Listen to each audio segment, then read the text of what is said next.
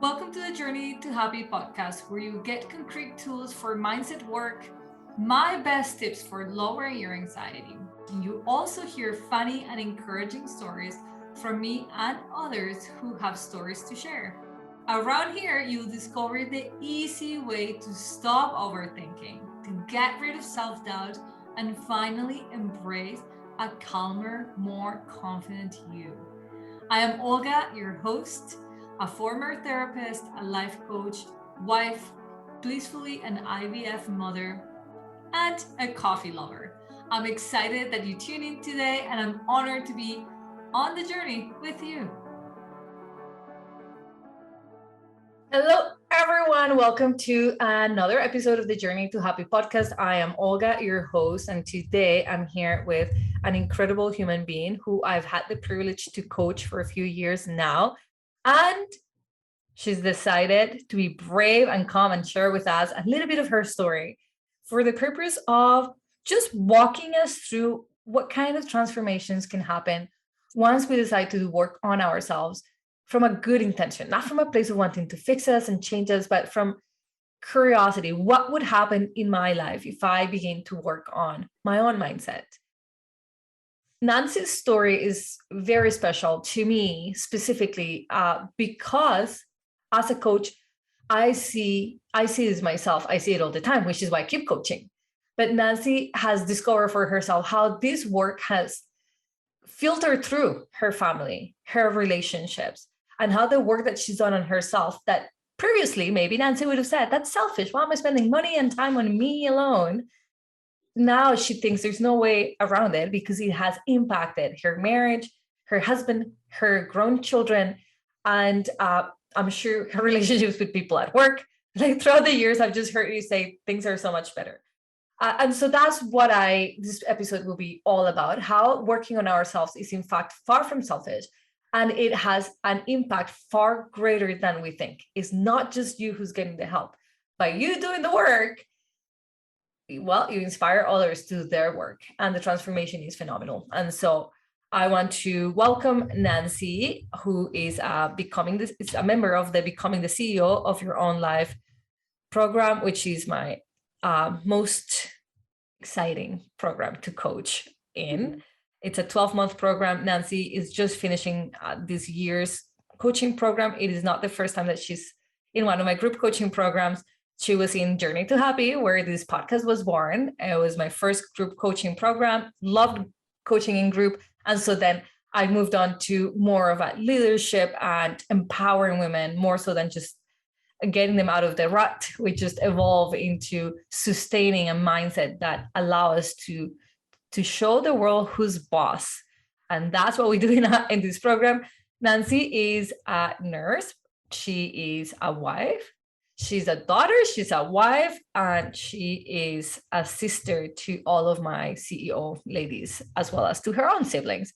Nancy, welcome to the podcast. How are you today? Thank you very much, Olga, for having me. And I am doing very well today. Thank you. Nancy and I spent the day together yesterday with all of the, well, not all, those who could make it, CEO ladies. Once a year, we meet for a in-person retreat, and it fills up our cups. So we were both saying before we started recording how today feels like we're coming down from a high, the high that we were in yesterday, just from having connected in person. I think that you appreciate it so much more now that we're in a Zoom world. The in-person connection is great. So Nancy, just to break the ice, tell us 2 things that are interesting about you. Or no, tell me 2, 3 words that describe you.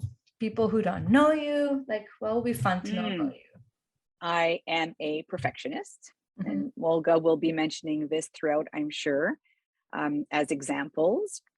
I absolutely love chocolate, and I am a big Peloton fan. Nancy, and just walk people through, when was the first time that you started working with me, and why? I started working with you, it was in 2017. Not that I was searching, I have to say, it was a friend of mine who had seen your advertisement for your Journey to Happy. and thought, we were three girlfriends, and thinking, oh, this, sounds good. And I guess your introduction to your course sounded very inspiring. But I remember when I signed up, um, first of all, there was a sale, like it was a 50% off. So that was one of the reasons, because I thought, I'm happy. It was called Journey to Happy. I'm happy. I don't need any help in how and to be happy. I'm happy. But this is a cool thing to be doing with friends. And sure, let's go for the ride. Wow, we're what, 2021 now? And The ride keeps going. yeah, yeah. And so yes, it started that way, and it was an 8-week program. Once a week we were meeting, and that's when I started discovering a bit more about my personality and how sometimes it was not my best friend. How inspired you to keep working on yourself? Like, so you started with an 8-week program, and then you're like, well, that needs to continue. And Well, actually, I thought, yeah, we're done. 8 weeks. I've done it. I can continue doing this on my own, right? You had given us some tools. I had my notebook. I can continue doing this on my own. And at the time, for the people that don't know, Olga had this meditation studio. So I thought, I'll just continue going to, see Olga once a week, meditate with her, which I had no idea how to do and what the whole meditation process was. But I'm like, she, Olga keeps saying this is a good thing, so I'll do this, and I'm good. I don't need any more classes. But you realize, this is a big word that we're going to talk often, is consistency.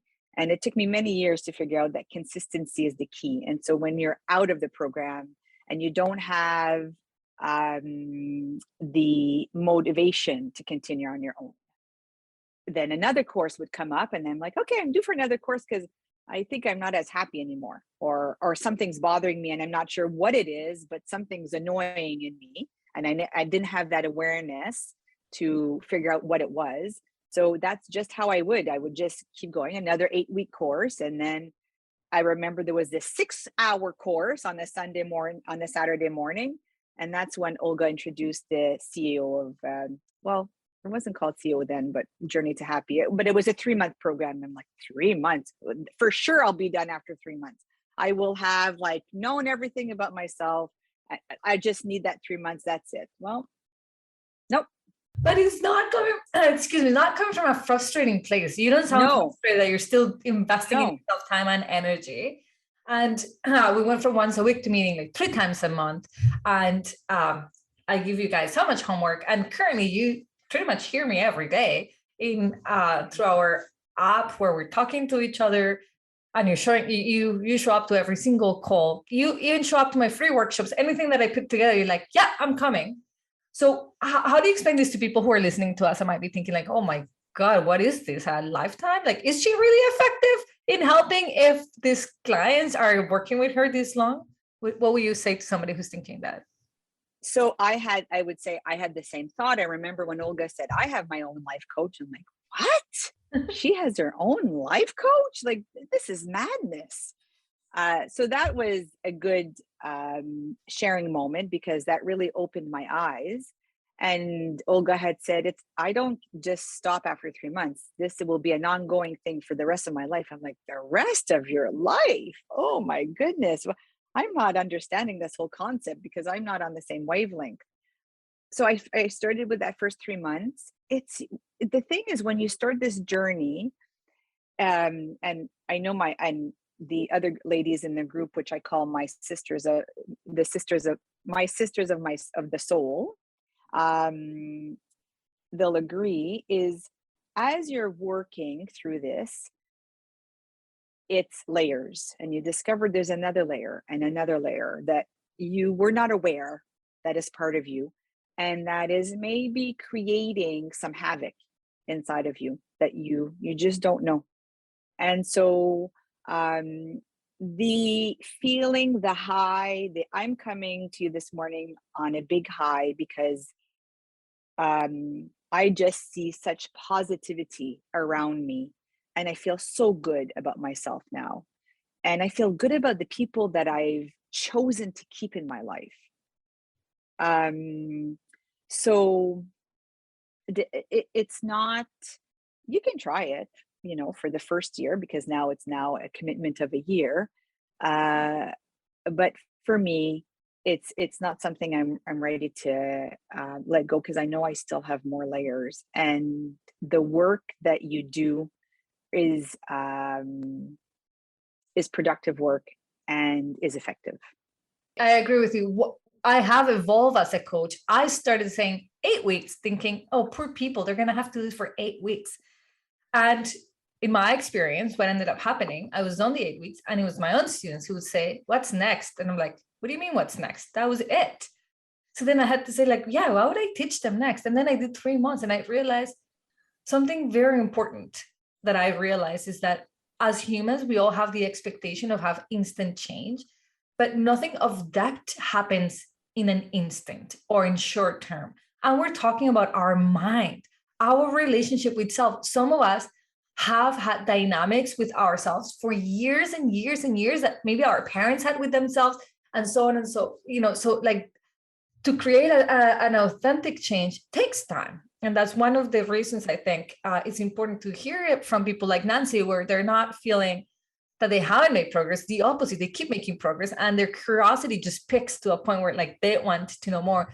And me, with my own coaches, I've experienced that. Like I finished one program and I'm like, oh, what is next? Where am I going next? Because I have learned so much about myself this way. Is having somebody to help you look through blind spots. And then the community, to me, it's so essential for women's growth to have a group. Like we experienced that yesterday, how nice it is to hear from other people, to share with other people. It makes you feel stronger. I remember when we first started group work, and I wasn't always very keen. I was joining Olga as programs, not because I felt that I needed the connection with others, because I just wanted to do the work and those other people were just around me. When you do the CEO program, you really feel how that connection with other women is so powerful. Just last week or a few weeks ago, we had a call with Olga, our one of our monthly calls, and everyone was expressing, they were being very vulnerable during that call. And for me, it gave me such energy. It was that vulnerability, these people that were showing such braveness and courage, that the next day when I was having a tough day at work, I took in that energy, just came and wrapped me. And I was like in a tornado at work, but I did not fall into the tornado. The tornado was around me, but did not draw me in, because I felt that energy from that call from all those ladies. So that community work is very powerful.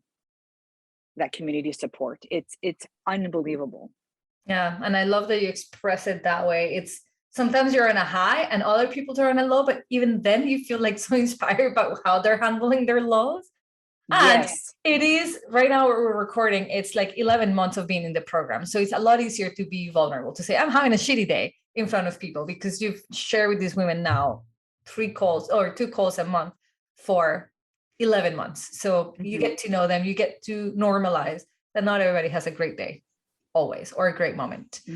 Nancy, let's just go into depth as to how this work of yourself has transcribed into your personal life, into other areas of your life. So when you initially started this, you didn't really have much in mind as to, you were happy, things were not really, oh my God, I need so much help. And in fact, I don't think anybody joins my programs with that mindset. These programs are really for people who are happy. They have a good life. They're just wondering, like, can I grow? Can I improve? Is there an area of my life that could be less neglected, that I could prioritize? What was that for you? I had done, some programs with you, and I could see some benefit. But one of my main reason, I like I said at the beginning, I'm a perfectionist, and I always thought that was biggest quality. But realizing that that quality was bringing I lived with a lot of expectations, and realizing that those expectations were not benefiting me, not making me happy, not giving me a productive life and a happy life. I was also having, you know, I was stuck a bit. I felt stuck. Stuck is maybe not the right word, but I needed some guidance with how I was feeling in my relationship with my husband. I was getting very annoyed with people around me, in my family, my husband, at work, and it was always they had the problem. And I seeked out Olga to help me how to understand them. That was really the main reason. I had joined the CEO, realized very quickly that they were not the problem, and I was the one that needed to change my mindset. I always knew I couldn't change people. I always knew that, but I thought, okay, so I can't change them. So maybe she's going to give me strategies on how I can deal with them because they are annoying me because they're not doing things the way I'm doing it or whatever. Yeah. Something that is super important is that when I talk about mindset, not everybody can see like, oh yeah, I need a new mindset. But it is so real when you say something like, I felt something was missing in my marriage. I felt annoyed by my husband or by my coworkers. I was very irritable. People described a feeling or a behavior that's problematic, that takes away or takes a toll or feels heavy, but we don't always, and I was like that too. I wouldn't have always linked things back to my mindset. Am I creating this reality for myself? Which is something that we, as you know, dive into deeply in this program. Yes. I had a lot of resentment also. And so I thought, okay, I just want to get rid of the resentment, not knowing. So I remember once it was very early on and it was my turn. Olga will sometimes in the group, sometimes she'll talk about a topic and sometimes she'll just pick anybody and everyone has like 10-15 minutes with her. And you talk about something that's disturbing or that you want to improve on or that's bothering you, whatever. And I had mentioned that. I said, okay, so I'm annoyed, about, I don't remember. I think it was something my husband had said or something. And then I remember Olga right away, your husband has no issue here. It's not your husband, the problem. So you need to, it's you. You're the one with you're the one that's annoyed. Therefore, you're the one that has a problem. And I remember it was very, black on white. It was very, Olga was like, yeah, Nancy, it's you. You need to change. And then I remember there was one question that says, what makes you think that your way is the right way? I was shocked. I was like, what do you mean? Of course my way is the right way, right? I was like, no one's ever questioned my way besides like maybe, where my husband would say, no, I'm not doing it that way, and therefore I'm annoyed. And I'm like, of course my way is the right way. I'm logical. I do it like in a, effective way. Like I'm seriously, it was like a slap in the face for me. It was like, I was shocked. And I remember ending the call and I cried for half an hour because I was like, oh my gosh. First of all, there's never, when you bring something up in a group, it's a safe place and everyone is very respectful. And when you bring something up that you have a problem, Olga always brings it back to you. Like it always comes back to you. So you are the one that needs to do the work. After that, I had my half an hour cry and then that was it. I'm like, okay, that's it.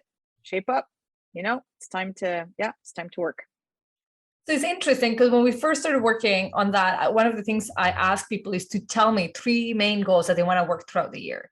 And so for you, cultivating your marriage was one of them. That really was your main one. You're like, how do I keep this going? And you've been married a long time, Nancy, right? Like you've been married. Yes, 23 years. 23 years. Wow. And here you're thinking, this guy's becoming so annoying. How do I, like, somebody's going to teach me how to change him. Essentially, Nancy didn't say this to me, but I know when you're like, give me the tools to handle them, is really give me tools to manipulate or change their behavior. That is so annoying to me. Oh my God. If there was a course label how to change your husband's behavior, I think we'll all be signing up first in line. Like, I don't know the secret. How do you make them be like super helpful at home? Or how do you make them do and say the things exactly as you want them? And it takes time to even for us to recognize that our relationships, all of them, but especially our intimate relationships, are a mirror. What we see there is a straight reflection of our relationship with ourselves. So, ladies, listen up. If you feel not valued, if you feel neglected, if you feel not important, if you feel controlled, if you feel any emotion that you feel vibrantly in your intimate relationships, just know that that has nothing to do with so much with what your partner does or doesn't do, with how you view yourself and how you're seeing that reflection. Think of your partner as somebody who's holding a giant mirror so that you can see yourself. And so, Nancy, walk us through what's happened since. Like, so you were like, okay, so I don't get to change him. I'm gonna cry because Olga just told me, what if my way is not the right way? And it doesn't mean that it's not the right way. It's just not the only way, right? Like there are many ways to fill up a dishwasher. There are many ways to go for a walk. There are many ways to feed a child. There are many ways to clean the house. But sometimes we get so caught up in like our way and wanting everybody to do things our way that we lose sight of we can all coexist with our differences so long as it gets done, right? Like so long as things are moving, we're good. You were sharing before we recorded how there were times in your marriage where you guys thought like, okay, we need a break from each other, or we need to work this through, or like something's got to change. And then things kind of improved. Then you get to do this work. What have you seen? And also, your husband is one of the few husbands that has messaged me or sent me something saying like, thank you. Thank you for the work that you're doing with my wife, because it's having an impact on me. When I first started the CEO group, my meetings, I would go in my bedroom. It was my private time. No one in my house ever asked what I talked about, what happened, it's almost like people knew that was my thing. I was doing it for me. I never said I was doing it for them. And 6 months after, my husband comes to me and he says, I'm really curious. What happens in those calls? Right. I'm like, oh my God. Right. What does he want to know? Right. And he says, come home from work. You're not in a crappy mood. You're actually pleasant. You don't come home and start barking things. You don't start noticing what's bothering you. Like, for instance, I would walk home. I know I would arrive from work. And so, like everybody, you give your all at work, right? You're the most polite. You're the most, and I would say, I would never keep any of that positive energy for home. And when I walked in that door, if my entrance wasn't, in the way I liked it and everything was a shambles, I would like, my coat is still on, I would start barking, like saying, oh my gosh, can I come home and it looks nice, and and then it would just be negative, right? And he says, I don't hear that. You come home, you are positive, you're calm. He says, something's happening in that course you're doing. That he says, I don't know what. He says, I'm very curious, but he says, I like the change I'm seeing. Well, that for me was my first, besides me feeling, I don't even know if I was feeling anything different yet. I'm not sure if I was aware, but that was my first big awareness of my husband acknowledging that I had changed for the better. Wow. I still have goosebumps about that conversation. And so I just have so many other examples like this that's happened with my relationship with my husband. And I even have examples of in my professional life that I had no idea that I was guiding other people. And I had no idea that my family was seeing it. Yeah. And it's so much fun when somebody brings it up for you. Sometimes you're like, I I know I've lost weight. Look, I've seen the scale every day. I've lost some weight. But when somebody from the outside who hasn't seen you tells you, wow, you look smaller, you're like, oh my God, it's noticeable. And working. Like with something as obvious as weight, it's a lot easier to show to the outside world. But when it comes to personal growth, it's so significant when somebody from the outside can see it and can verbalize it, can be like, there is something going on here and I like it. What is it? Mm-hmm. Which is amazing. So when we were talking just before we jump into the actually hit record, Nancy, you were saying how there are changes that you wouldn't have seen. So Peter hasn't changed. Peter's the same guy, right? Your husband has not changed. Same exact guy. Same exact guy that was frustrating you a couple of years ago, that you were like, I don't know, were you ever doubting if this was gonna be like a longer, like were you ever doubtful of staying in the relationship? I knew I was always going to change because a few years back we had made a decision that we were choosing to stay together, but I didn't know how. I was just growing resentment and Mhm. such negative feelings that I didn't like it. I couldn't see how a happy future, something had to change because this was not in my brain and my heart. This was not, going well. I chose. Yeah, you chose. That's very powerful because sometimes we feel like we're a victim of our relationships, but choosing to be in it, and then choosing to improve you because you didn't bring Peter. You've never said like, okay, you need to see, which I get often. The women I'm coaching is like, can you see my husband? I'm like, no, I'd rather see you. We'll see what happens. And if that doesn't work, like one person doing the work, right? Like that that was actually my first, very, very, very first, when I said, I'll start with Olga, I'll start with myself, and then maybe I can bring on Peter. Maybe he'll see that he also needs to work on something, right? Maybe he'll join. Oh, it wasn't, I definitely thought of that. It was my plan. and other than seeing him in a few Zoom calls because he's walking by, I have never really seen Peter, nor have I had. And your marriage today it looks different, you feel different, but Peter has not changed 1 centimeter. Peter is the same guy you married, the same guy you were married to when you had all this resentment. So what changed for you? What made this possible?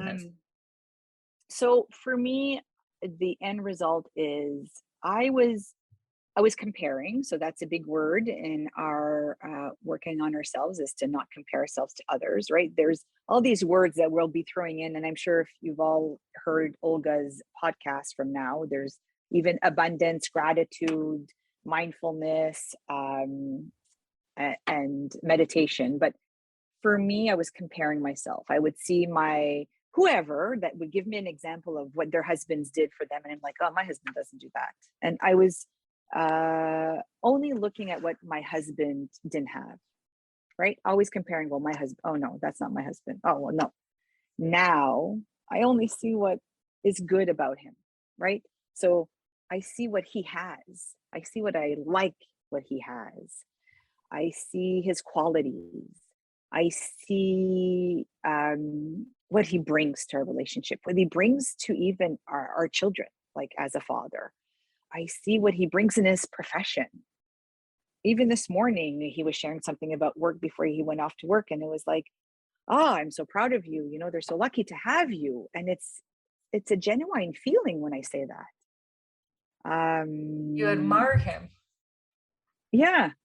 And you know what? He's my opposite, right? There's things that he's not good at. He's not an organized person or whatever. But what he has is strong, and what he has is what makes him. And what he has is what draw me at the very beginning as well. When we first started dating. That I am so grateful. I am so happy. My heart is so happy.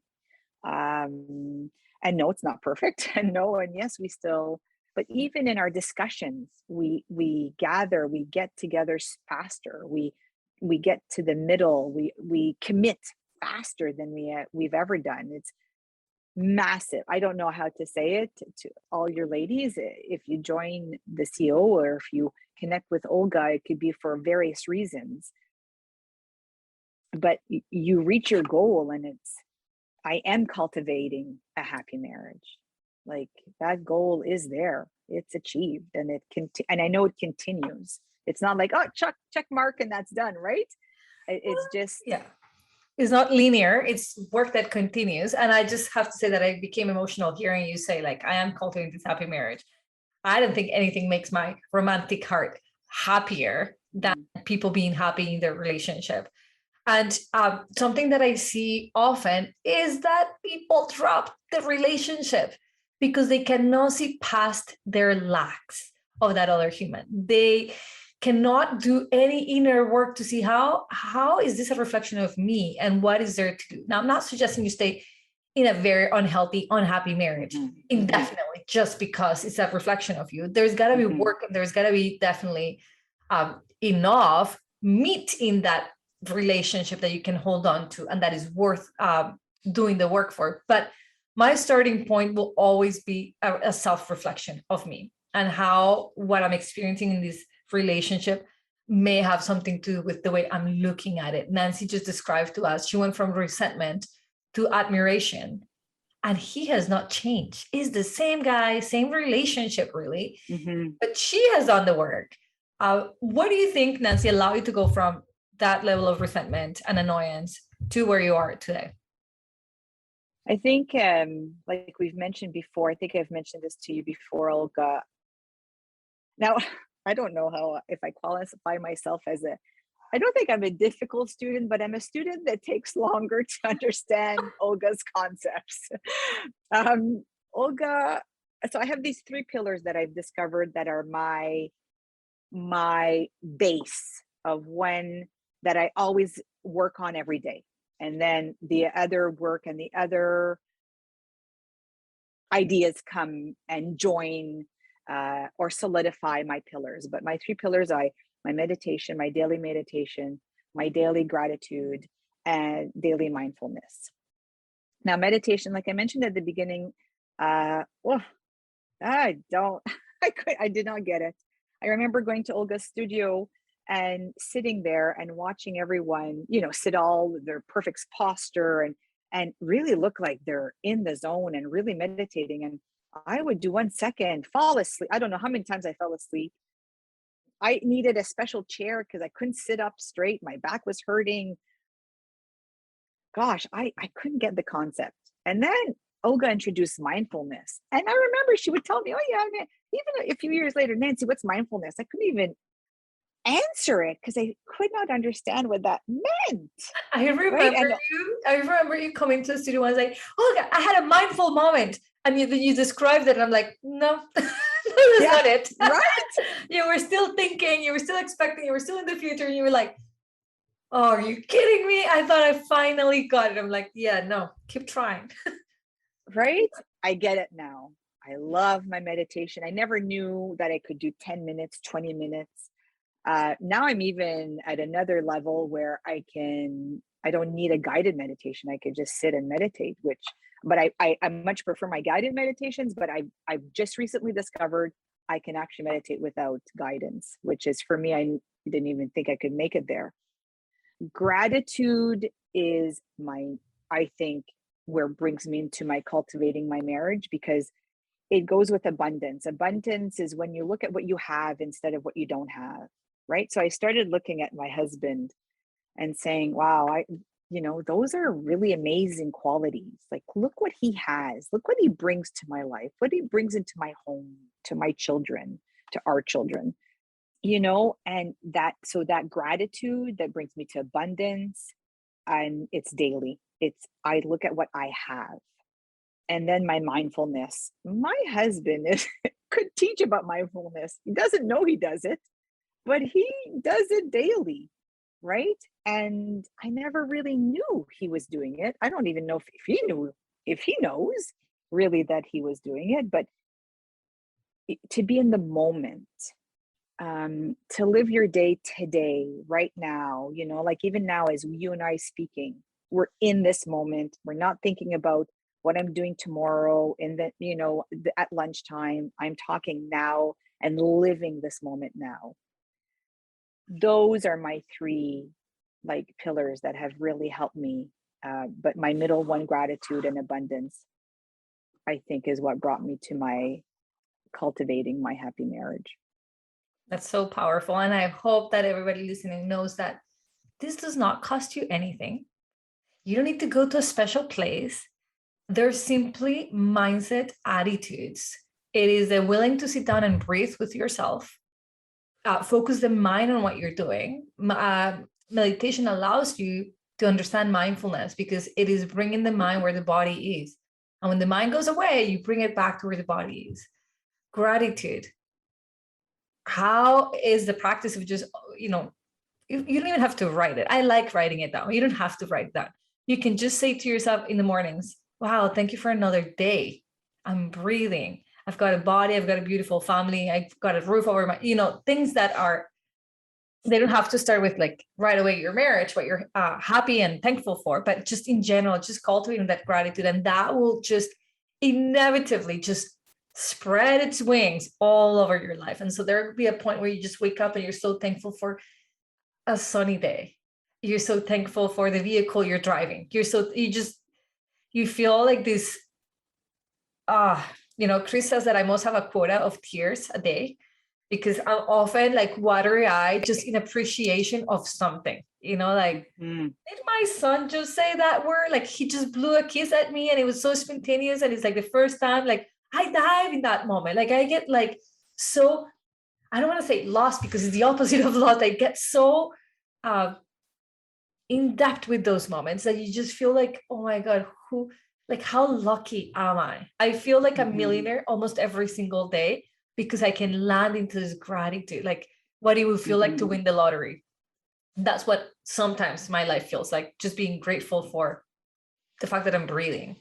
And I was telling Nancy, like, I definitely think that it has to do with almost dying a few times, that I appreciate each breath at a deeper level than the person who hasn't experienced almost dying, I feel so lucky to be here because I wasn't supposed to make it past my 11th birthday. That was almost the end of my life. And look at me now. Who's boss? So yeah, I think that appreciation is and I love that you described it that way. These are concepts that I teach on a regular basis. Meditation. I don't force anybody to meditate. I highly encourage because it is such a powerful way to land into your own personal power, to discipline the wild mind that is always wanting to go elsewhere. And because I personally used to think it's not for me. You're like on the go, active. It just feels like the opposite of what you want to do. Trust me, I was in that studio, the lights are dimmed. Everybody looks like they're doing it perfect. I'm like, what am I doing here? This concept is just not working. Like that was an hour meditation class. Oh yeah. That nobody meditates for an hour, right? That was a full hour. So people had a chance to like really go crazy within their inside because like, what am I sitting here? We often think of it as a waste of time. And that used to be me. Like, if I'm not, what do you mean? I don't have time to sit here and do nothing. Then I realized it's far from doing nothing. It's doing a lot, trying to tame that wild monkey that lives in the mind and just bring it back to what we're doing. And that transpires into having more moments of awareness and presence throughout your day that leads to more gratitude, to more awareness, self-awareness, and to just a feeling that you are exactly where you need to be. That you don't need to control life, that you can just be and land here, which I think is so powerful. And I love that you call them your 3 pillars. Like this holds the basis of your day, of your day to day. You mentioned the first time you sign up, it was a 50% discount, which I never do discounts ever again. That's an agreement with myself. I stopped discounting my coaching. One of the things that you say about it, that you often get triggered by money and cost and spending on yourself. How did you go around like dedicating some of your money to things, to something that it, quote unquote only helps you? What has made that like transition for you? Because I know it wasn't like necessarily an easy one. So I think, and I'm glad you asked that question, because I think I'm a perfect example of when someone says, oh, you're worth it, you need to spend that money on you. That never resonated with me. So I don't know if there's some listeners out there saying, no, don't say that. That wasn't something that was motivating for me. Now, I feel it. Now I believe it. Now I know I'm worth it. My husband knows, right? He's like, oh yeah, like he doesn't ask me how much it costs, but he's like, He yes, needs to know like, everything. yeah. And he's like, I don't care because obviously this is working, right? This is really working. So do your thing, do what you have to do. So yes, if you're that type of person where, like I'm frugal and I'm not like, I don't have an abundance of money.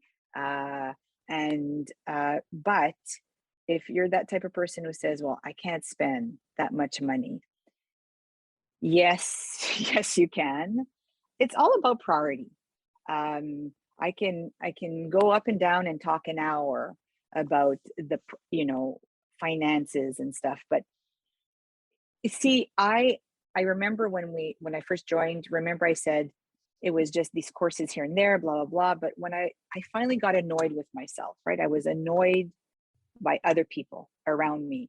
And that's when I said, I think Olga can help me. I think I need something. And I remember I had discussed with my husband, should we go see a counselor? And he was like, I don't see the need to see a counselor, right? You're the one that wants it.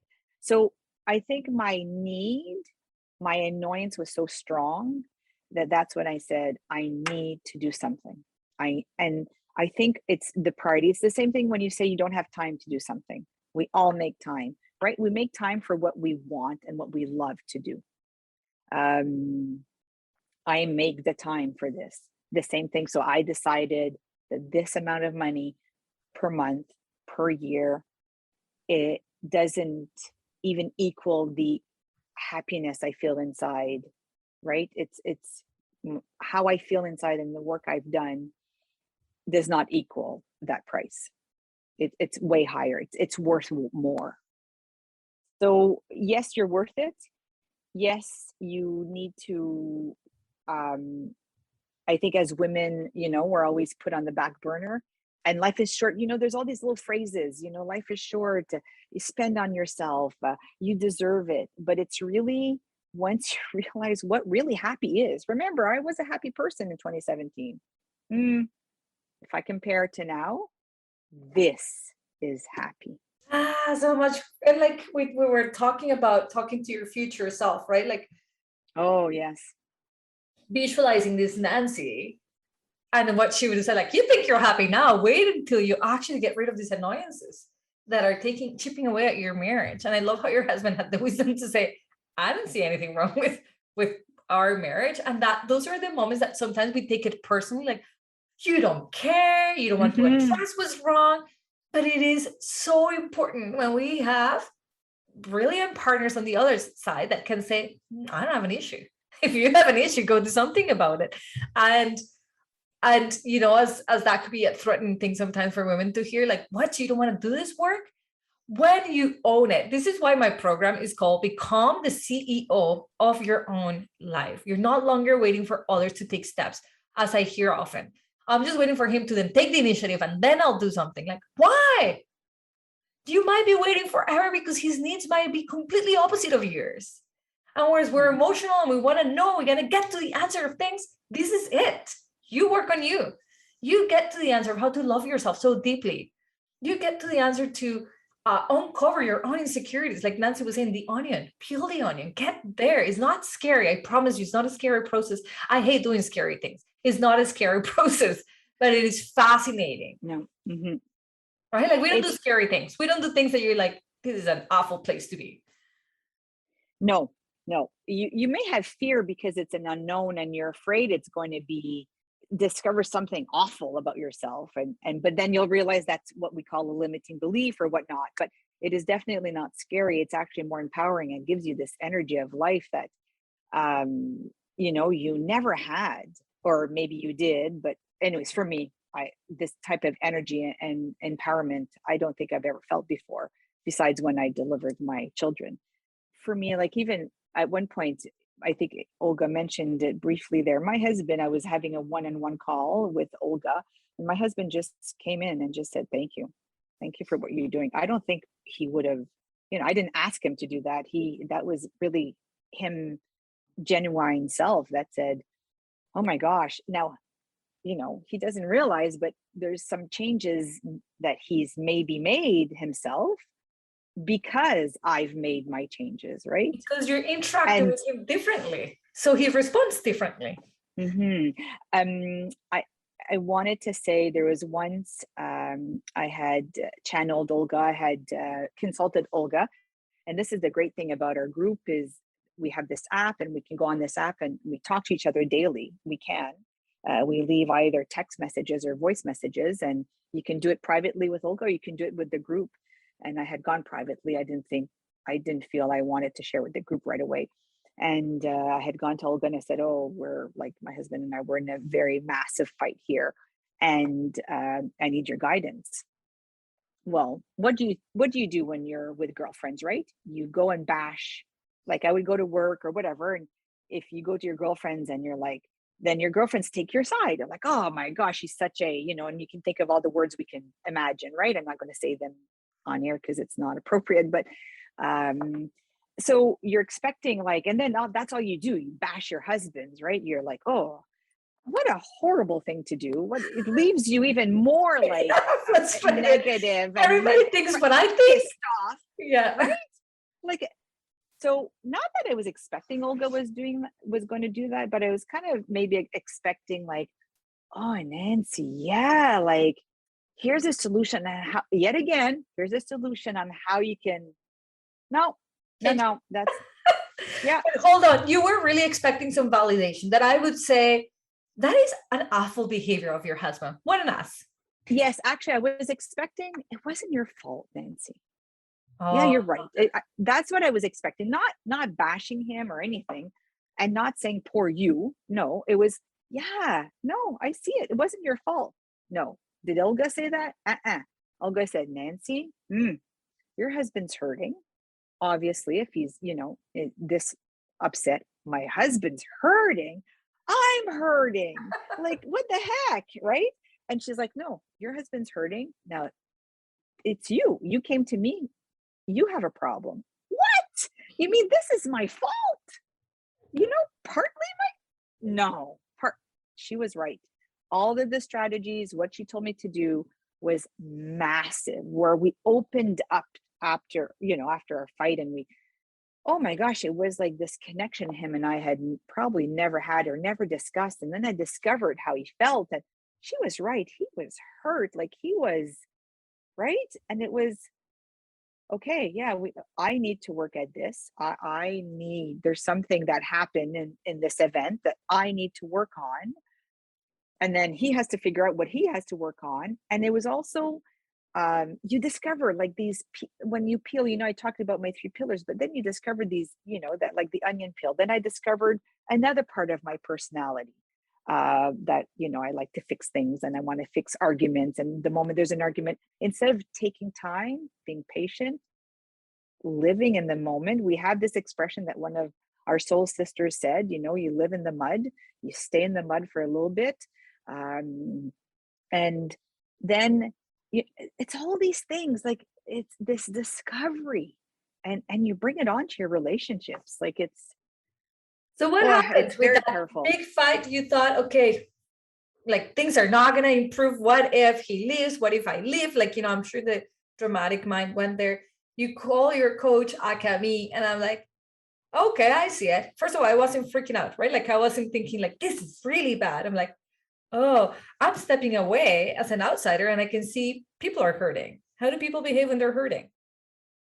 Yeah, Not totally. the And best of ways. It's not our best moment when we're hurting. And then you said it opened you up, which you were not fixing. You jumped out of fixing and out of, I think, having an agenda for him of how he needed to process things. yes, And the result is what, Nancy? What happened? well, he expressed how he felt. He expressed how maybe my behavior, how he feels when I'm trying to fix or whatever. I then expressed how I discovered I like to fix things and I need to work on being patient and just removing myself sometimes from a situation. It was about each other talking about how we felt and not pointing it. not saying you're bad, Right. right? What, it was really, I feel you, I hear you, I'm here, I'm listening. I'm sorry you're hurting. Like, I don't want you to hurt, right? It was more that type of end of a conversation, which I don't think we've ever had. It was for me very enlightening. I felt my heart just like, you know, exploding of with space inside. Yeah. So I don't know if that this can help. We're talking here today. I'm giving you an example because my main goal was cultivating a happy marriage. But then my goal was meditating every day. My goal was being mindful every day, right? And I've reached those goals. Even I had no idea, I don't know, a year and a half, 2 years it took me to really grasp the concept. But it's not in terms, you don't look at it as years. You just work at it without any judgment, frustration. You just keep working until you feel that result. And you know that by keep working at it, they're coming. You'll feel better. You'll reach your goals. And there's women in the group evidencing that for you if you lack the evidence. And yeah, like that belief is so strong. Nancy, you're doing this once more. You signed up for 2022. We're gonna be Yes. in a group for 12 straight months. What are you working next? What's next for you? What will be your next big priority? What level have you gotten to that you're now like, I want to dive into this? What would that be? My next level is procrastination. I've discovered that I'm massive at that. Goes with my perfectionist behaviors, which I didn't know. We discover all these things. Yeah, I'm a massive procrastinator, which I thought I was super like organized and but I make lists and I can go weeks without touching that list because I just don't want to do it. And then working on preparing for my retirement, which is, I don't know, in 7 or 10 years from now, but still it's closer than it's ever been. Those are my biggest goals for next year. Well, you heard it from one of our ladies. She's been doing the work. She's consistently doing the work. It's true. She's not the type of coaching client that hears a concept and she's like, I get it. I integrate it. I'm done. Nancy evaluates it, thinks about it. First, she always says, it's not for me. That's her first go to. Oh, this is interesting, but it doesn't impact me. And I always hear her like halfway through the month, like, oh my God, that is totally me. It's just so much fun to watch you grow, Nancy, into the person that you have. To the point that one of the ladies, when she first joined the CEO this year, thought that Nancy was one of my coaching assistants. She must be, coaching on behalf of Olga too, because eventually you get to think this way. Like you do it enough times that your thinking just changes entirely and is effortlessly. Eventually, it does get to a point of not being a lot of effort and like brain power to get to what will be the best way of thinking about things. It becomes second nature. And Nancy is definitely an example. Nancy, it is always a privilege for me to be able to talk to you. And I feel so appreciative that you decided to open up so that the 52,000 listeners of this podcast can hear you. That's a big number for me. We've got women, or I don't know, women or men. I don't know who's listening. But we have people listening from all over the world: Sri Lanka, India, South Africa, Egypt, Spain, Portugal, Chile, Colombia, Mexico, the United States. Like there's so many listeners. China, Russia. Like I was looking at where people are listening and I'm like, wow, the reach is incredible. So on behalf of them, thank you, Nancy, for being transparent and honest and sharing a real life story. Now, whatever it is that you are, this is an online program. You could be joining us. And we have a program starting in January. And I still have one spot available. So send your application. The link is in the show notes. And yeah, I look forward to hearing from you. And Nancy, Again, thank you, thank you, thank you. I love to see where you're at now. I love that we're laughing about the things that you've worked at diligently. And I look forward to seeing your 2022 year just being as powerful as this one. Thank you.